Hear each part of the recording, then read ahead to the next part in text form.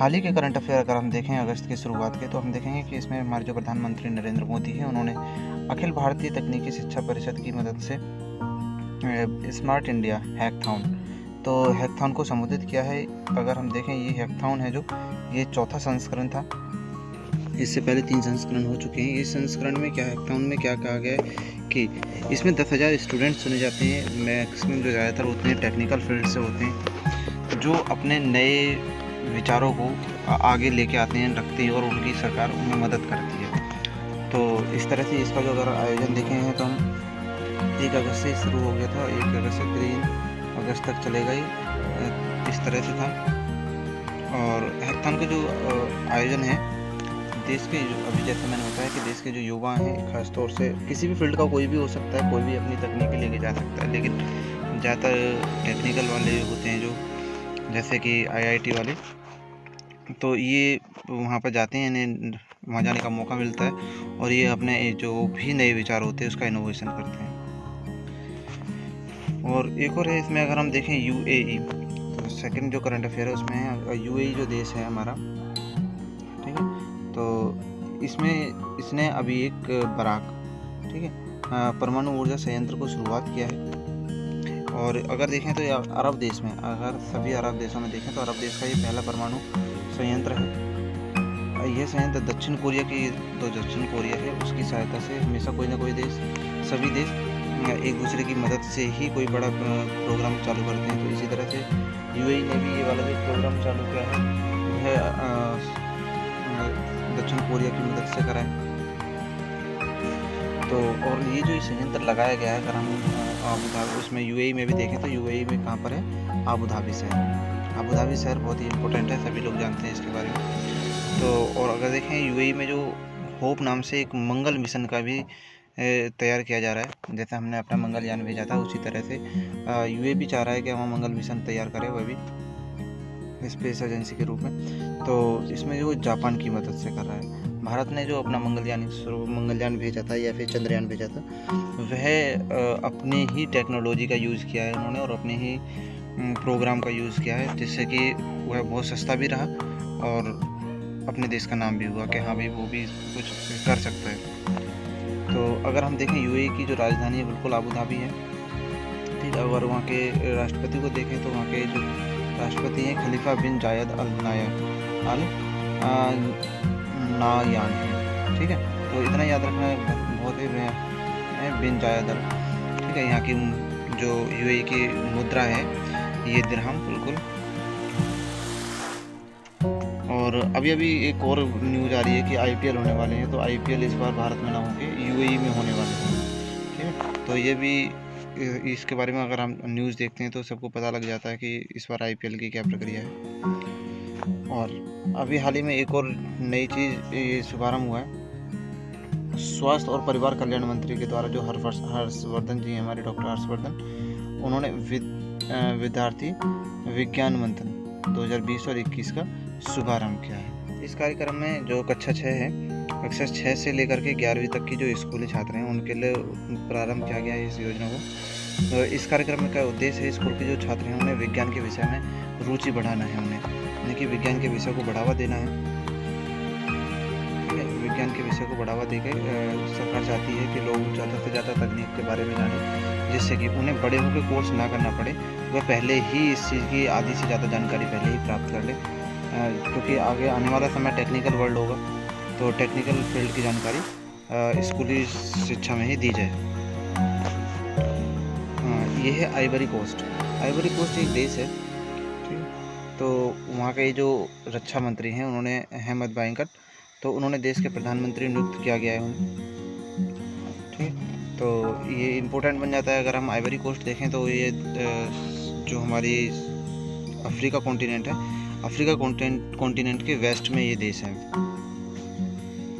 तो इसमें जो इसके पहले PM थे, ये आइवरी कोस्ट वैसे कोई ज़्यादा इम्पोर्टेंट कंट्री नहीं है, लेकिन जिस कारण से ये इम्पोर्टेंट बन रही है और ये करंट अफेयर का बन रहा है, उसका कारण है जिसमें मैं अभी बताने वाला हूँ। तो पहले देखें तो इसके जो पहले के जो PM थे वे अमाडू, ठीक है, ये इम्पोर्टेंट है। ये जो पहले के जो PM हैं इसके अमाडू और कोलिविरी, ये हाल ही में इनका निधन हो गया है, लेकिन ये इम्पोर्टेंट बनाते हैं इसे।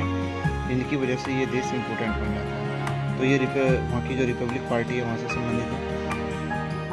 और ये एक अफ्रीका का देश है, जैसे मैंने अभी बताया, जहाँ की राजधानी है जो थामोस सुकुरो, ये इनकी राजधानी है। थामोस इतना याद रखा जाए तो फिर हिंट के तौर पर बहुत अच्छा रहेगा। और इसके राष्ट्रपति देखें हम तो अलसैन, ठीक है, अलसैन है इनके, और वातार। तो इस तरह से अगर पॉइंट के रूप में इसे याद रखें। और इसका कारण ये है कि ये जो पहले के पीएम हैं, ये इनके पहले डेमोक्रेटिक प्रधानमंत्री थे, ठीक है। तो ये पहले डेमोक्रेटिक प्रधानमंत्री थे और उनकी अभी मृत्यु हुई है। तो इस कारण की वजह से ये देश और ज़्यादा इम्पोर्टेंट बन जाता है। आइवरी कोस्ट, याद रखें कि ये अफ्रीका के वेस्ट में है, ठीक है, सहारा जो डेजर्ट है उसके लगभग बराबर है। जैसे कि अभी मैं आपको नक्शे में दिखा दूँ, तो यहाँ पर गिनी है, माली है, यहाँ लाइबेरिया, तो ये इन सभी देशों से घिरा हुआ है। और इसके यहाँ पर दक्षिण अटलांटिक महासागर। इसकी जो सीमा कुल 5 देशों से लगती है। 5 देश मैंने आपको बताए हैं, इसमें घना, लाइबेरियन है ना, बुर्किना फासो और माली और गिनी। तो ये इस तरह से 5 देश हैं, इसकी सीमा बनाते हैं, और अफ्रीका का ये देश है। हाँ, भारत की एक और बहुत अच्छी योजना है जो पिछले साल ही पास कर दी गई थी, जिसमें क्या दिया गया था कि इसे अगले साल से लागू कर दिया जाएगा। तो इसे देखें, एक राष्ट्र और एक राशन कार्ड, ठीक है, एक राष्ट्र एक राशन कार्ड वाली योजना है, जो उसका विस्तार 2020 में बिल्कुल प्रारंभ हो गया है। और इस अभी पहले इसे 20 राज्यों में और केंद्र शासित प्रदेशों में इसे पहले बढ़ाया गया था, लाया गया था, लेकिन उसके बाद धीरे धीरे कुछ और जो बचे हुए राज्य हैं उनमें बढ़ा दिया गया। जैसे कि अब इनकी संख्या 24 हो गई। तो 24 जो राज्य, अब जो 4 राज्य जोड़े गए हैं, तो ये 4 राज्य किसी न किसी तरह से इम्पोर्टेंट हो जाते हैं, क्योंकि अगर अभी हाल फिलहाल में 3-4 महीने में कोई अगर एग्ज़ाम होता है तो उसके लिए करंट अच्छा है, ठीक है, क्योंकि पूछा जा सकता है कि इनमें से कौन सा राज्य है जिसे बाद में एक राष्ट्र और एक राशन कार्ड की योजना में से जोड़ा गया। तो पहला है हमारा मणिपुर, दूसरा नागालैंड, तीसरा जम्मू कश्मीर और चौथा उत्तराखंड। और अगर हम इस योजना को देखें तो इस योजना का अगर पूरे देश में लागू करेंगे सरकार, तो ऐसा कहा गया कि 31 मार्च 2021 तक इसे पूरे देश में लागू कर दिया जाएगा, क्योंकि प्रोग्राम को देखते हुए ही इसे लागू किया जाएगा। जैसे जैसे अगर ये सफल हो रहा है तो बिल्कुल लागू किया जाएगा। इस एक राष्ट्र और एक राशन कार्ड में ये कहा गया है कि अगर बंदे के किसी का भी राशन कार्ड बना हुआ है तो वह अगर कहीं बाहर जाकर नौकरी करता है परिवार के साथ जाके, ठीक है, जैसे कि बहुत से लोग हैं उत्तर प्रदेश से या कहीं से बाहर दूसरे शहर में चले जाते हैं नौकरी के लिए, अक्सर सभी को जाना होता है, तो वहाँ पे जाके वो उसे अपना वेरीफाई कराएगा अपने उसी आधार कार्ड को और राशन कार्ड को, और आसानी से वहाँ से राशन ले सके। तो इस तरह से ये बहुत इम्पोर्टेंट बन जाता है।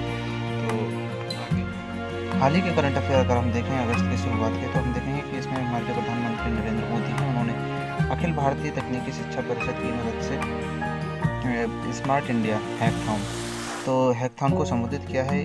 अगर हम देखें, ये हैकथॉन है जो ये 4था संस्करण था, इससे पहले 3 संस्करण हो चुके हैं। इस संस्करण में क्या, हैकथॉन में क्या कहा गया है कि इसमें 10,000 स्टूडेंट्स चुने जाते हैं, मैक्सिमम जो ज़्यादातर होते हैं टेक्निकल फील्ड से होते हैं, जो अपने नए विचारों को आगे लेके आते हैं, रखते हैं, और उनकी सरकार उनमें मदद करती है। तो इस तरह से इसका जो अगर आयोजन देखे हैं तो हम 1 अगस्त से शुरू हो गया था, 1 अगस्त से 3 अगस्त तक चलेगा, ये इस तरह से था।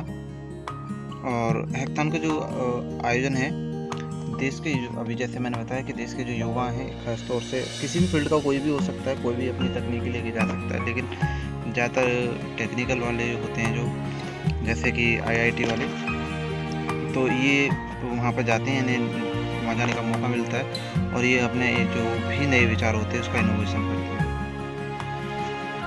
और एक और है इसमें, अगर हम देखें UAE, तो सेकंड जो करंट अफेयर है उसमें है UAE जो देश है हमारा, ठीक है, तो इसमें इसने अभी एक बराक, ठीक है, परमाणु ऊर्जा संयंत्र को शुरुआत किया है।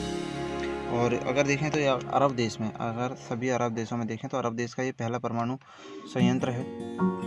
यह संयंत्र दक्षिण कोरिया है, उसकी सहायता से हमेशा कोई ना कोई देश, सभी देश एक दूसरे की मदद से ही कोई बड़ा प्रोग्राम चालू करते हैं। तो इसी तरह से UAE ने भी ये वाला जो प्रोग्राम चालू किया है वह दक्षिण कोरिया की मदद से करा है। तो और ये जो संयंत्र लगाया गया है, अगर हम आबू धाबी उसमें यूएई में भी देखें तो यूएई में कहाँ पर है, आबू धाबी शहर। आबू धाबी शहर बहुत ही इम्पोर्टेंट है, सभी लोग जानते हैं इसके बारे में।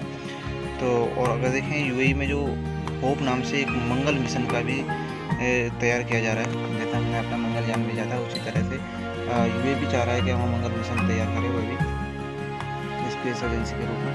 तो इसमें जो जापान की मदद से कर रहा है। भारत ने जो अपना मंगलयान भेजा था या फिर चंद्रयान भेजा था, वह अपने ही टेक्नोलॉजी का यूज़ किया है उन्होंने और अपने ही प्रोग्राम का यूज़ किया है, जिससे कि वह बहुत सस्ता भी रहा और अपने देश का नाम भी हुआ कि हाँ भाई वो भी इसमें कुछ कर सकता है। तो अगर हम देखें यूएई की जो राजधानी है बिल्कुल आबू धाबी है, ठीक है। अगर वहाँ के राष्ट्रपति को देखें तो वहाँ के जो राष्ट्रपति हैं खलीफा बिन जायद अल नायान है, ठीक है। तो इतना याद रखना बहुत ही बिन जायद अल, ठीक है। यहाँ की जो यूएई की मुद्रा है ये दिरहम बिल्कुल।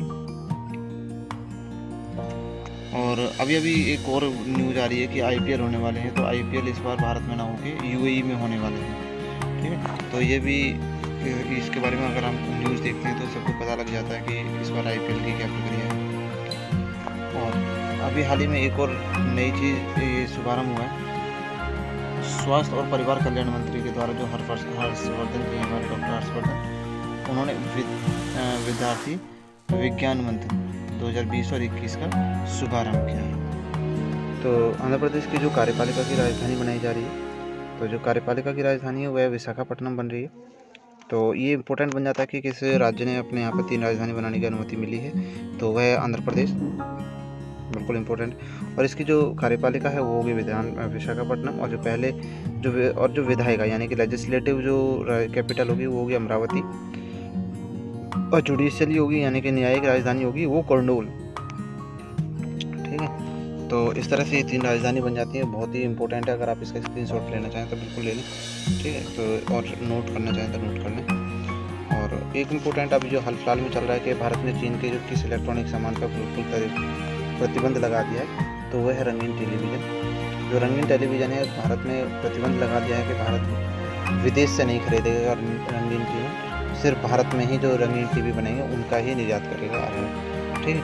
उसने ख़ास तौर से चीन पर ये प्रतिबंध लगाया है कि वहाँ से नहीं खरीदा जाएगा। तो जय हिंद दोस्तों।